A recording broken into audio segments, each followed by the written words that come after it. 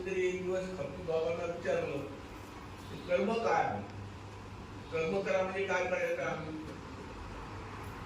तर बाबाजींनी सांगितलं आमच्या खपी महाराजांनी, कर्तव्य हेच कर्म आहे. काय सांगितलं? कर्तव्य हेच कर्म. समजा आपण घरामध्ये प्रमुख आहोत, आपलं कर्तव्य काय आहे की आपल्या कुटुंबामध्ये जे काही आहे त्या लोकांचं भरण पोषण करणं.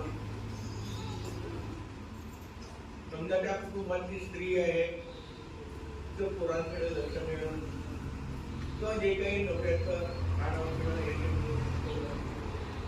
त्याला जे जे काही कर्तव्य म्हणून दिलं आहे, कर्तव्य हे जे कर्म आहे मानवाचा धर्म आहे. आमच्या महाराजांनी भक्ती बाबांनी बाबांचा एकच